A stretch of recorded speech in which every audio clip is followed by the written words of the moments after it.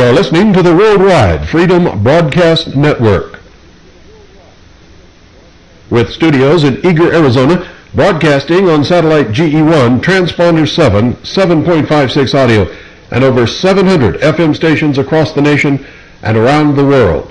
The Hour of the Time is also carried on WRMI, Worldwide Shortwave Radio, 9955 kilohertz, Monday through Friday nights, 5 until 7 p.m. Eastern Standard Time. This is my daddy's station. I'm Pooh, classic radio like you always wished it could be. 101.1 FM, Eager.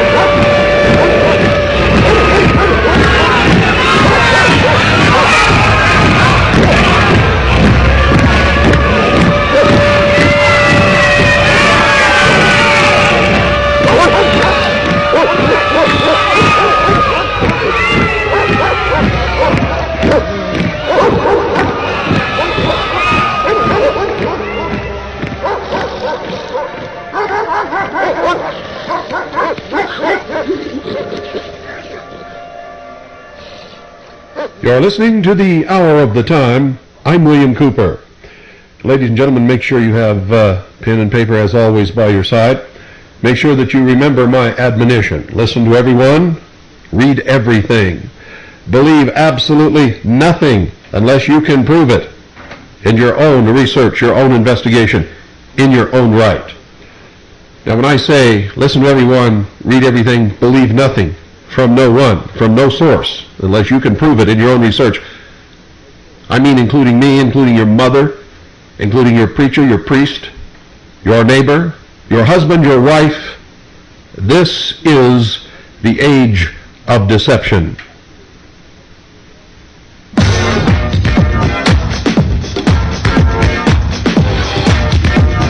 It is a big idea. A new world order. Yes, ladies and gentlemen, it is a big idea, but it is beyond the grasp of most people as to what it could possibly really mean. Everybody said, this is nice, the world is coming together. I've heard this on many occasions from people who, in all other aspects of their lives, appear to be at least a little intelligent. But when it comes to these touchy-feely,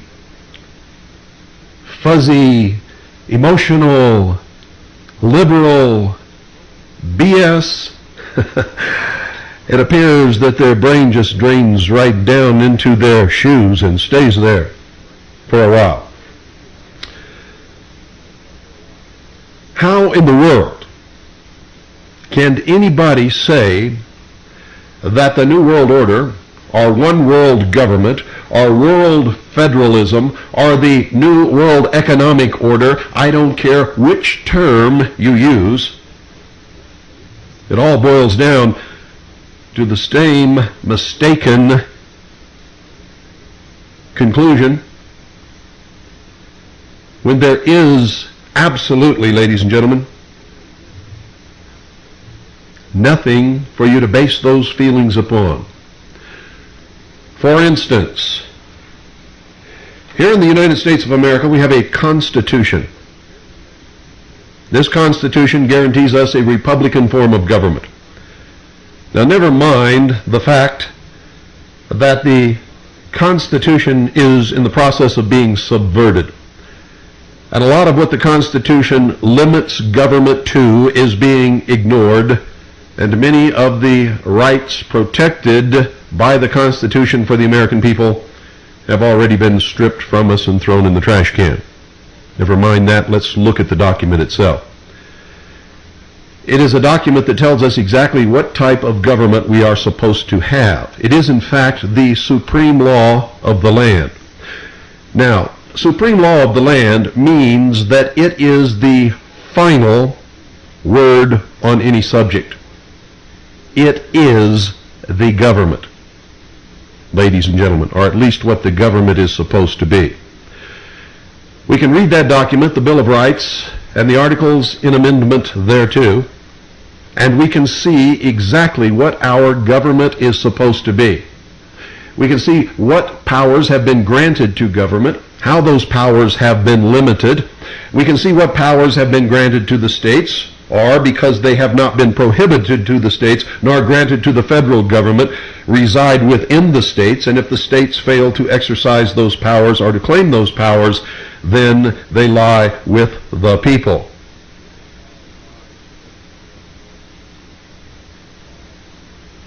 We know what we have. We know what we had. We know pretty much where we're going, and we know what it's supposed to be, which at the current time it is not. Now there's no mystery in all of this, ladies and gentlemen. Why would somebody give up a document that guarantees their freedom, that recognizes individual creator-endowed rights of the people, and has set out clauses to protect those rights from being infringed upon by government or by anyone else?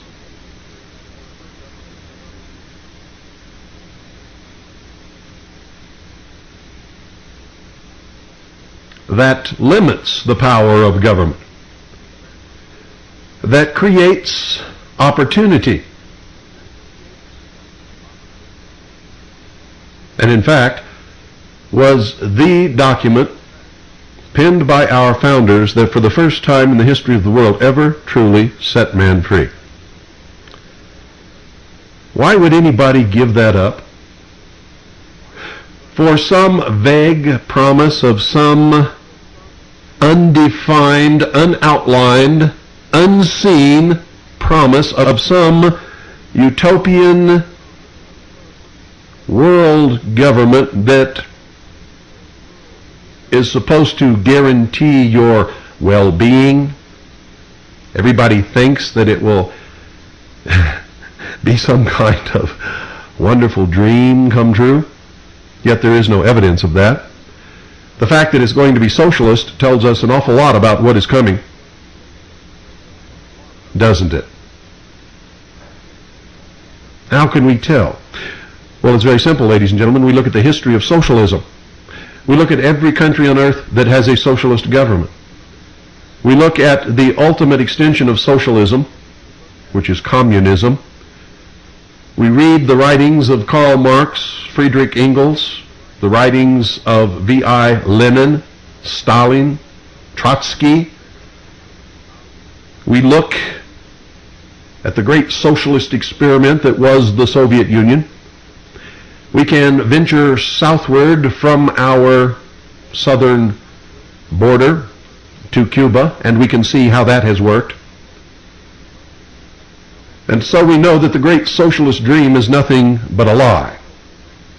We know that the great socialist promise is nothing but a lie. We know that socialism, when absolutely applied, does not work, has never worked, can never work, will never work. We know that socialism always results in loss of freedom and varying degrees of control over the population, which always increases as time goes by. These are not guesses, ladies and gentlemen. These are truths, and these are truths that anyone can discover upon the sloppiest, most basic investigation that can be conducted. These are things that we know. So why is it that a great number of the population keeps propelling themselves in that direction, which is guaranteed failure, based upon the theories and the philosophies of a man, Karl Marx, who was an abject, total failure in everything that he ever did in his life? He was a Jew who hated Jews. He hated blacks. It's in all of his writings. He was a racist. He made no secret that the purpose of socialism was the ultimate control of the masses. The man abandoned his family,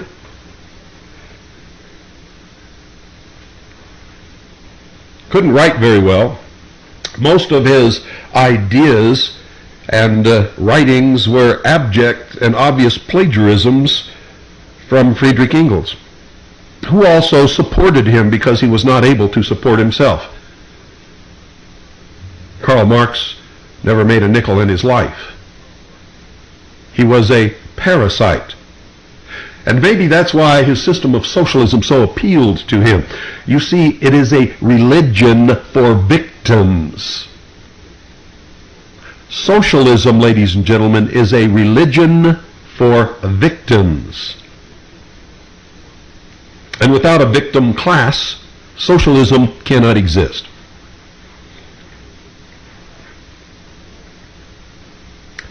Why do you think they're trying so hard in this country to make every person some kind of a victim of something or someone? Because they must have more and more victims in order to convince them that socialism is the answer, because socialism promises a daddy to take care of the children who are victims of the world around them. Isn't that true? Well, of course it is, ladies and gentlemen. How do they bring this about? How do they fund these tremendous projects and think tanks and black projects and covert operations and propaganda machines that bring this thought process about? Because this is not a thought process that develops naturally in the minds of any individual human being. It is something that is inculcated, brainwashed, if you will, through a process known as psychopolitics. Psychopolitics. And next week we're going to be covering brainwashing and psychopolitics, the Soviet system, which is in fact the international communist socialist system of bringing about the future that they perceive they want the world to be. But all this must be financed, ladies and gentlemen, and how is that done? Well, that's going to be the subject of today's broadcast. I'm going to tell you how it's done. I'm going to tell you where that money comes from. I'm going to tell you what that money is used for. I'm going to tell you into whose pockets it goes, and I'm going to tell you why. So you had better be prepared with pen and paper and an open mind. And remember what I told you. Read everything. Listen to everyone. Believe absolutely nothing unless you can prove it in your own research, in your own right, in your own investigations. Remember, the truth is elusive at best. And if you depend upon someone else to tell you the truth without doing your own checking, ladies and gentlemen, and I'm going to give you plenty of documentation today from which to conduct your research. And there's much more out there. Much, much more. And I'm going to begin, excuse me, I'm going to begin years ago when I was just a young man and had volunteered for Vietnam in my vast stupidity and ignorance, thinking that I would be serving my country. Was not true. Vietnam wasn't about this country or the Constitution or freedom or any of those things at all.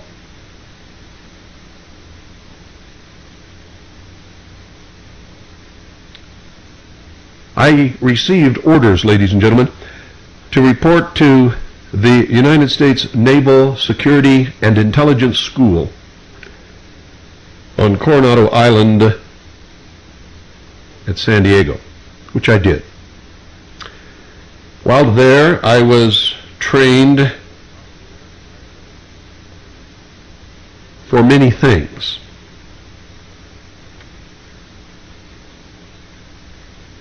One of which was to function as a Pacific Area briefing team member,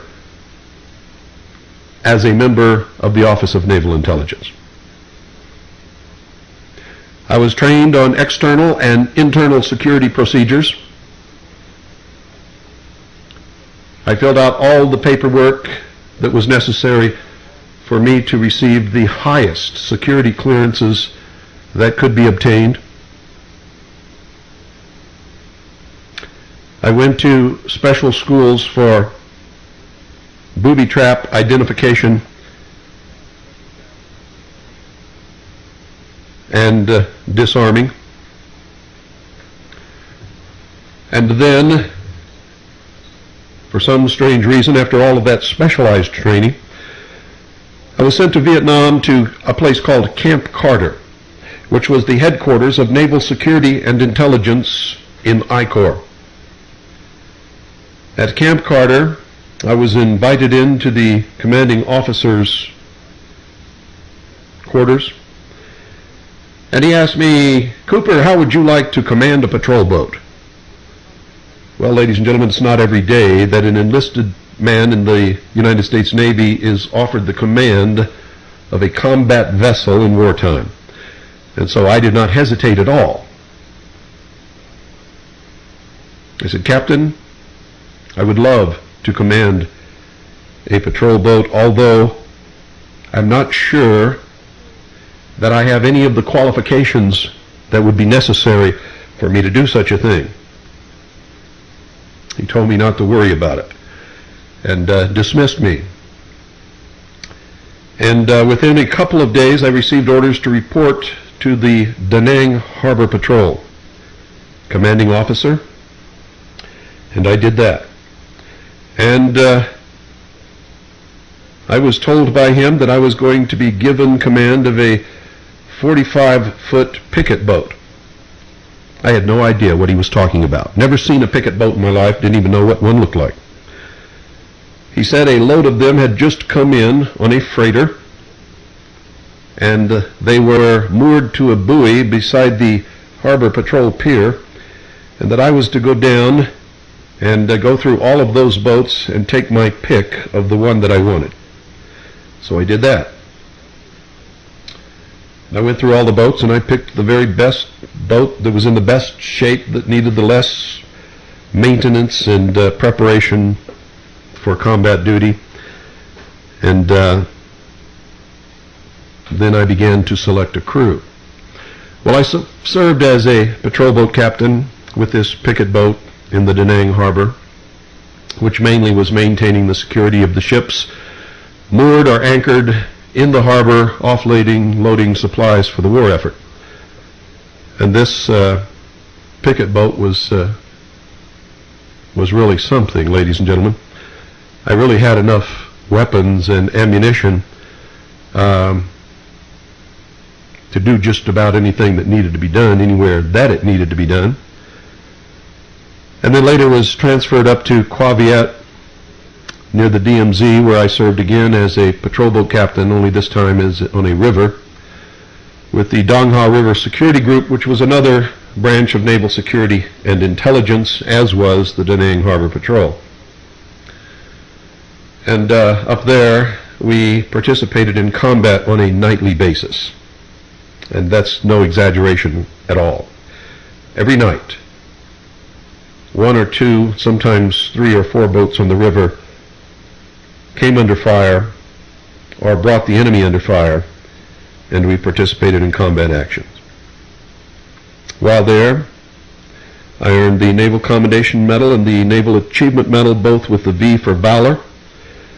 Our unit earned the Naval Commendation Medal and the Presidential Unit Citation, and a whole bunch of others that I can't even remember. When I left Vietnam, I went to the USS Charles Berry DE-1035 as an undercover agent for the Office of Naval Intelligence, actually ONI.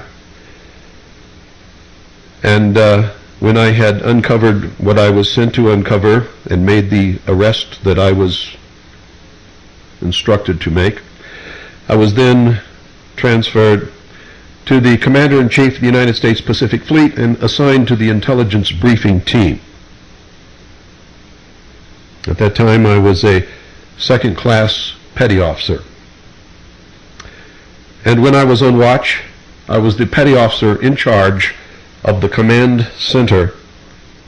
And when I was not on watch, I served on the intelligence briefing team for the Commander-in-Chief of the United States Pacific Fleet. I saw everything, ladies and gentlemen, of a classified nature that came into that headquarters. I assisted in the preparation of all of the briefings that were ever conducted for the Admiral and his staff while I was assigned to that command, and to high-level government officials when they came to participate in those briefings. While on watch, I was the designated SPCAT operator, which is Special Category Top Secret Messages. I was the one who encoded messages on the KL-47 and sent them out when top secret sensitive information or sensitive compartmentalized information communications were sent directly from the command center. Now, you have to understand that normally they're sent from the communications center, which was on a level below the deck that the command center was on. But when a message needed to be sent immediately, I was the one who did that. When top secret messages came in on the KL-47, on the teletype, or when they were sent up to the command center from the communications center, all top secret messages, all top secret SI, or sensitive compartmentalized information messages passed through my hands while I was on watch. Now, I was not on watch every day, ladies and gentlemen, so I didn't see every single thing that ever came in while other people were on watch. But during my watch, I did.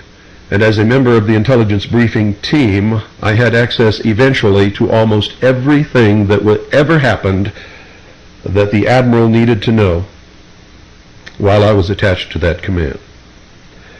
And one of the things that I learned while I was attached to the Commander-in-Chief of the United States Pacific Fleet was that most of all of the drugs that come into the United States of America, ladies and gentlemen, are brought in through the intelligence community, specifically under the oversight of the Central Intelligence Agency.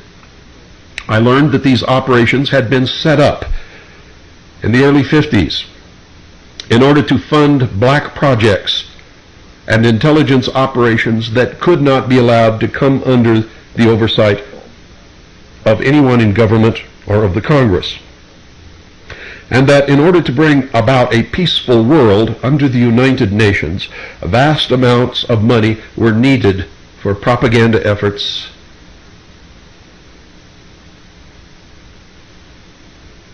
and for subversions of the governments of the sovereign nations worldwide, including the United States of America. Now, this may be a little difficult for many of you to swallow, but nevertheless it is true. And I am not telling you third hand or fourth hand. I am telling you of my own experience. I am an eyewitness. It is a fact. Everyone in the intelligence community knows this. Everyone in the Federal Bureau of Investigation knows this. Everyone who has ever conducted any investigation into the source of drugs that enter the United States of America knows this. Many studies have been made, many books have been written, many congressional investigations have been conducted, and they always end at the doorstep of the Central Intelligence Agency, without fail, without exception, always.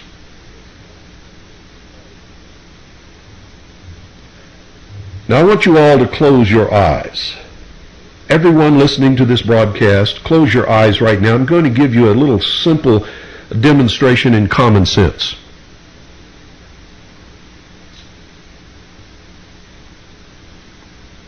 You need to know this, and you need to conduct this little experiment. Close your eyes, everyone. Lean back. Just let your Head relax. Relax your neck muscles. Close your eyes. And then adjust for a few seconds. And then I want you to use your imagination, just like you did when you were a child. And on the inside of your eyelids or in your mind, I don't care how you choose to do it, I want you to picture a map of the United States of America, including Hawaii and Alaska.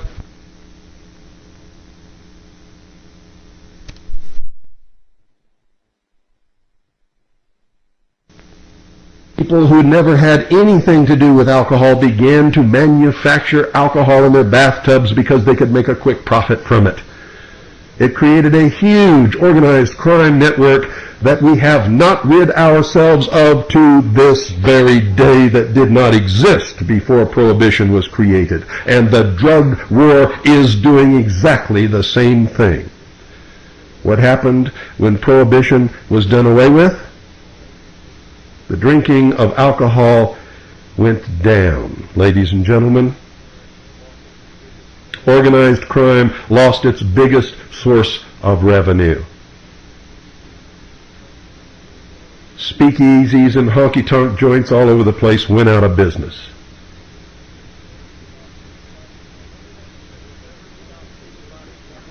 And it never stopped anybody who wanted a drink from getting a drink, just like the war on drugs today has never stopped anybody and never will stop anybody who wants to get high on drugs from doing so. And you can sputter and bluster and argue and say whatever you want. What I just told you is the truth. And that's what you had better learn to deal with.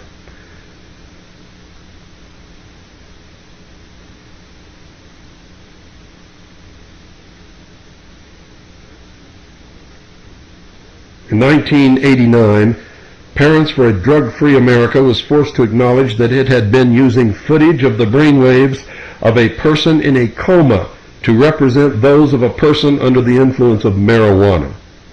A lapse that they indicated they felt perfectly justified in undertaking, though they refrained from following Poindexter's example in quoting Churchill.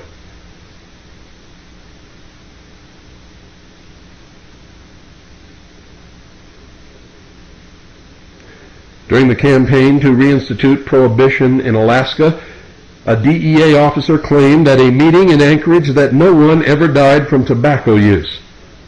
Other troopers in the bodyguard that surfaced during that extended campaign were the old gateway drug argument, the claim that marijuana grown then was more than 10 times as powerful as that grown 15 years earlier, and the insinuation of permanent sterility from casual use, all lies. And remember, I don't advocate drug use. Don't use drugs. Don't advise anybody to use drugs. But I'm not stupid enough to think that I'm going to stop them from doing it if they really want to.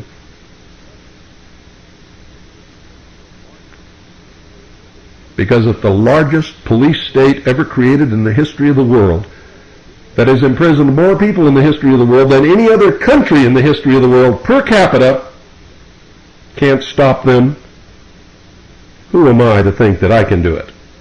And who the hell are you to think that you're going to do it? After 24 years, you haven't done it, and in the next 24 years, you're not going to do it either.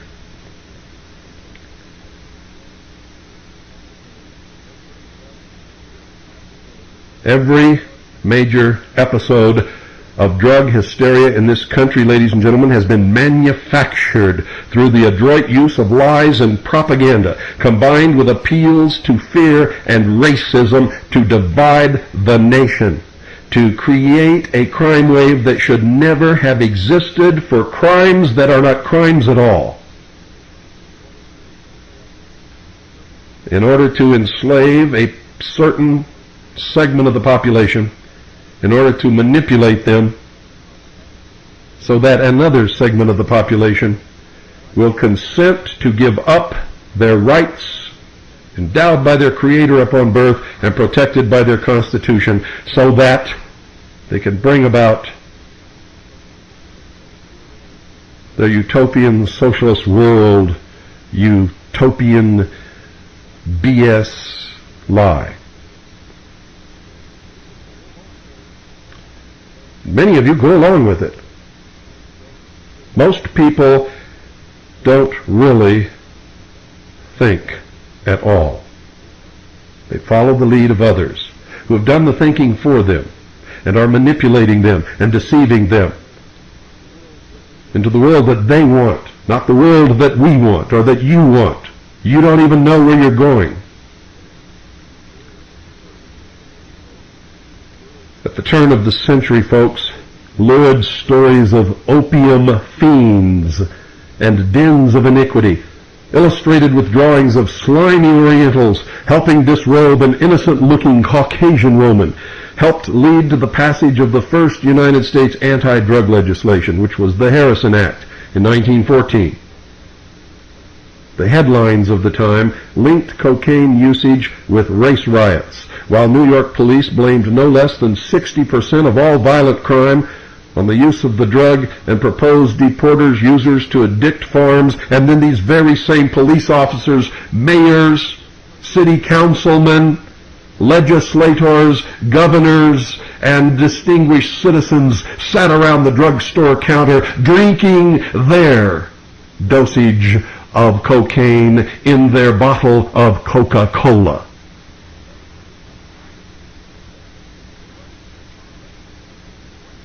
What hypocrisy, what stupidity, what apathy and ignorance has brought us to this point, ladies and gentlemen.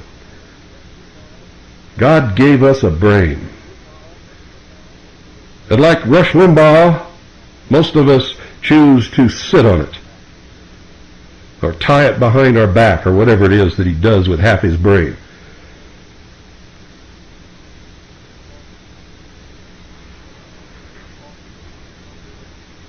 I am ultimately driven to hilarious laughter or profuse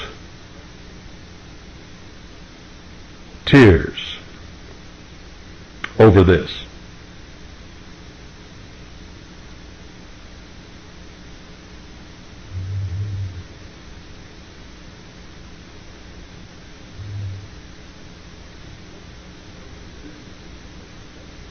Does it sound familiar? See, I was talking about the turn of the century, ladies and gentlemen. Doesn't it sound familiar? Of course it does. Also familiar was the strategy adopted to combat dangerous drugs: blame foreigners. While Americans were consuming 10 times more drugs than the residents of any other country, authorities blamed supplier nations such as England and Japan, threatening to send the fleet to cut off the source of supply. Do you know that during World War II, the United States government paid farmers to grow marijuana? It was the biggest crop in the nation. All of the rope and line on Navy ships was made from hemp marijuana. Many of the uniforms and pieces of equipment were made of woven hemp fibers. Most of you did not know that either, did you?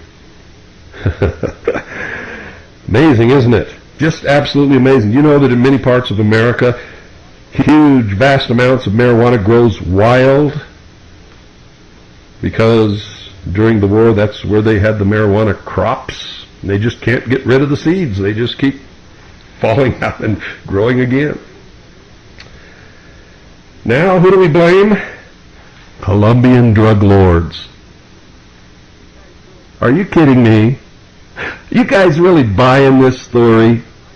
These guys down in South America with a high school education, these guys are growing all these drugs, processing them, manufacturing the end product.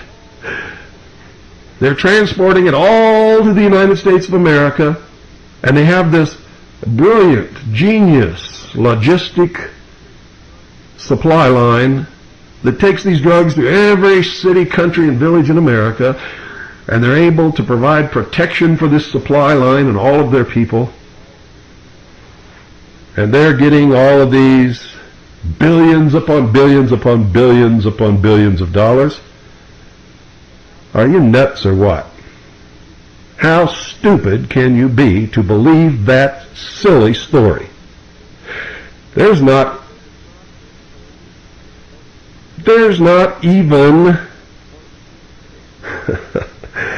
folks, if you were to take all of the people and all of the industry in Colombia, you wouldn't account for 1% of the money that's produced through the manufacture, the growth, and the sale of drugs. There's nobody in Colombia who even begins to even distinguish themselves with even a minor portion of that kind of money. Why do you so eagerly, like if you really, it's like you're waiting for them to tell you these stupid stories just so that you can believe them.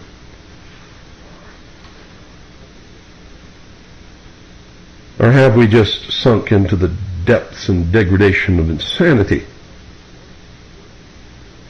Oh, it's the Colombian drug kingpins that are doing all this stuff. Yep. Well, if it was them, why don't we go down there and kill thousands of people in Panama to bring Manuel Noriega back to this country and put him in jail? Ostensibly for drugs. Folks, what we did, folks, to Noriega had absolutely nothing to do with drugs. I can't tell you exactly why that happened, but it wasn't about drugs at all.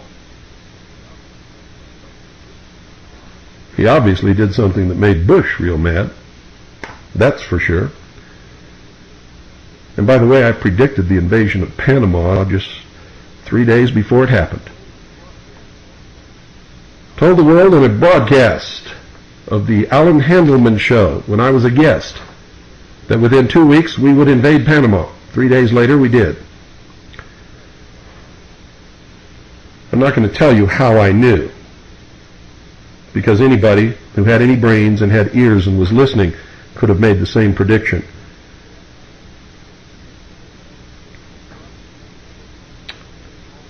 The corruption, ladies and gentlemen, of present-day law enforcement had its counterpart as well. You see, investigations of the dope ring led by Arnold Rothstein just before the onset of the Great Depression revealed that the head of the U.S. Drug Police, established barely half a decade before, had been on Rothstein's payroll as a lawyer. Makes me just want to go get drunk. I can't believe this situation that we're in simply because we choose to be in this situation, because we have turned off the switch that activates our thinking process and we refuse to use it. Just refuse for some reason. In the 1930s, newly appointed head of the newly reorganized Federal Bureau of Narcotics, whose name was Harry Anslinger, campaigned vigorously for harsher laws to combat the, quote, new menace, end quote, of marijuana use. This was in the 30s. The government paid farmers to raise marijuana during World War II. But this guy was targeting especially the role of jazz musicians. You can interpret that as blacks. And mules from Mexico, which means wetbacks. And the Sunday Oregonian cooperated by denouncing, quote, the great American brain killer dance music, end quote. This was in the 30s. Can you imagine?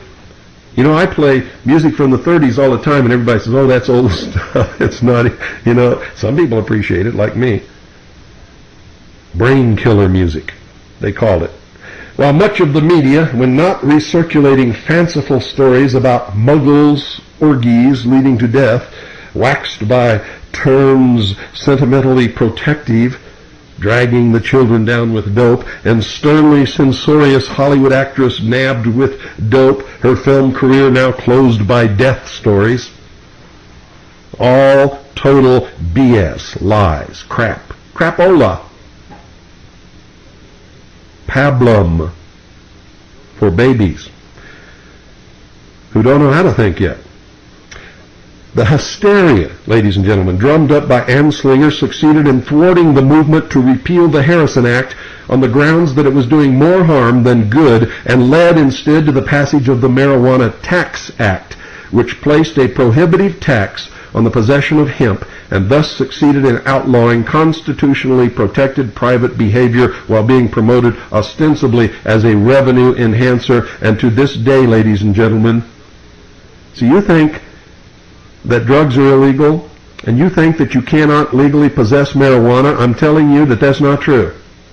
You can possess any amount of marijuana that you want to possess if you're willing to pay the tax to do it. Just like David Koresh could have owned as many machine guns as he wanted to own as long as he paid the $200 tax on each one of them. The truth is, he didn't even own one. Not one machine gun did David Koresh or any of his people own. You see, most of you don't know that the government just lies their head off. If you believe for one moment that what happened in Waco, Texas was about a machine gun, then you're about as far from reality as you can possibly be. You really think all of that happened and they spent millions and millions and millions and millions of dollars to kill all those people and then burn their church to the ground because they didn't pay a $200 tax? When in the world will you wake up, ladies and gentlemen? It's beyond me.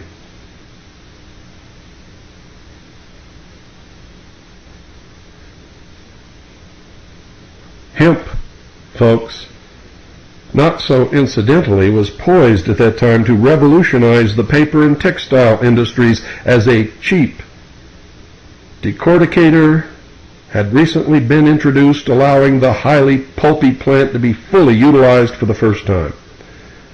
You see, the timber subsidiaries of the Hearst newspaper chain, which led the outcry against what Hearst first popularized as marijuana, would have lost a great deal of money if hemp would have been used to replace wood for paper. And you wouldn't have this big environmental thing and people driving steel spikes into trees and the lumber business dying. It would have just shifted over to the growing of hemp. You see, this was all a manipulation by powerful men with lots of money who had vested interest in producing wood pulp for paper.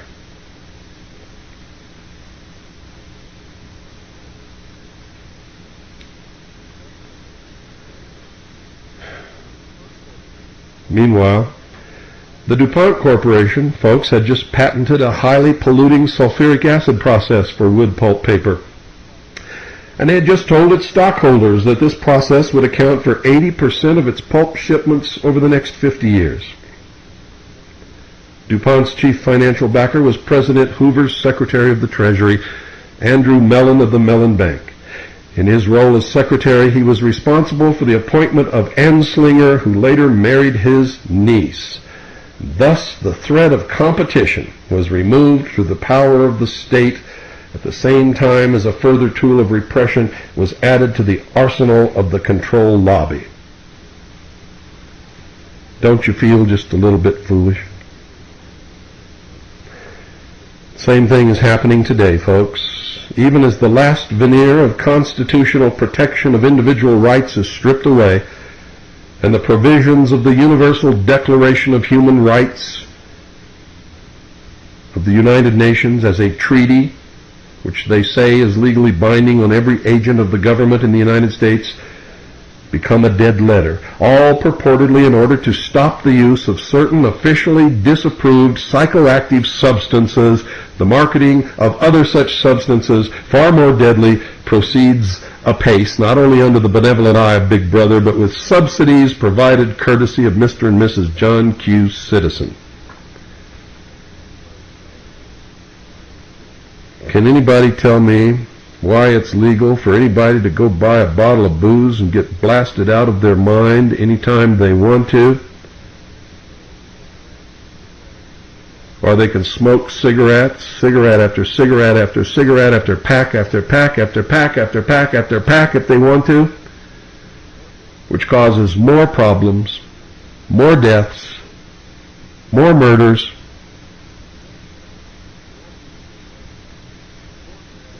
more beatings, more thefts than drugs ever could. I find it just absolutely unbelievable. Good night, ladies and gentlemen, and God bless each and every single one of you, and I sincerely mean that. And God save this great republic. All of a sudden, in the middle of the night, there's a loud knock on your door. Hey, honey, something's not right. Throw out your arms. Clinton's been bypassed. We're here from the government. We're here to help you. And I'm from the IRS with the power to tax. If you've got a complaint, send us a fax. The enemy's house. Surrender your guns. Give me your gold. You better obey if you want to grow. Dance the monster and do what you're told.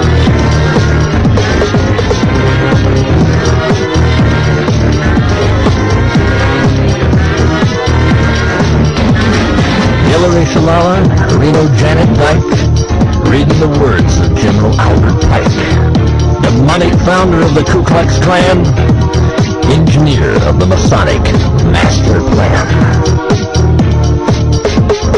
Pike said, Lucifer is God across this land. And Clinton saying, take the mark in your right hand. While we're all dancing to the drums of uproar fright, Clinton's preparing it for another huge tax hike. Order out of chaos, depression, inflation, create the panic and rape the nation. Crisis creation, incite black and white, program agitation. Don't make this! You're surrounded by the UN in white and blue, the ATF, the men in black, from the One World Order. But it's not new. Iron Mountain, computer beast, and cattle mutilations. Black projects, UFOs, and weird genetic combinations. The Nazi doctors didn't die? Come on, get hip. They came here with the OSS through Operation Paperclip. National ID, debit cards? Yeah. Vaccination biochip, milk carton kits, genetic engineering. Clinton says her health plans for you and your own good. Sure. And Adolf Hitler's Robin Hood. Masonic mind manipulation, inciting riots, it's crisis creation. Biochip implantation, vaccinate your kid for UN identification. This is a test for all of us. So I have today just one simple request. A comprehensive package of health care benefits that are always there and can never be taken away, never be taken away, never be taken away. Atmospheric socialism, media hype, man confusion. Masonic religion, it's a liar. Not your praying for a Luciferian Messiah.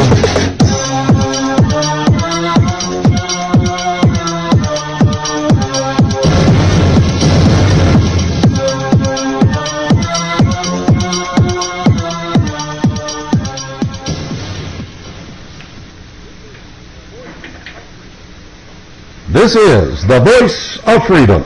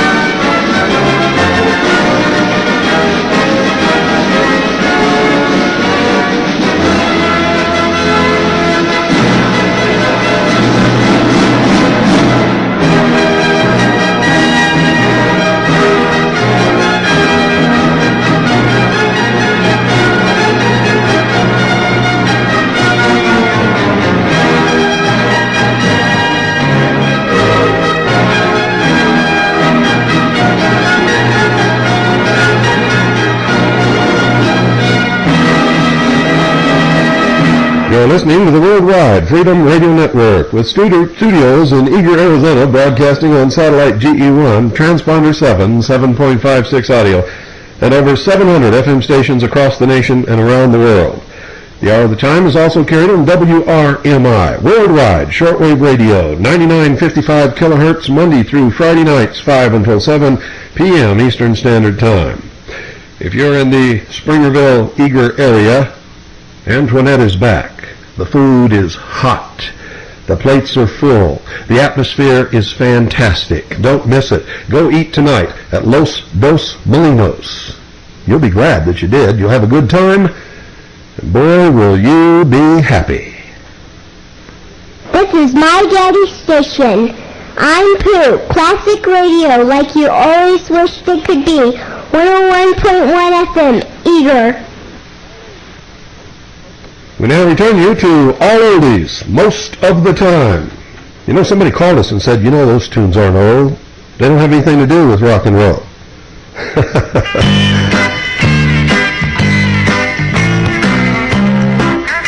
Ain't it fun being human?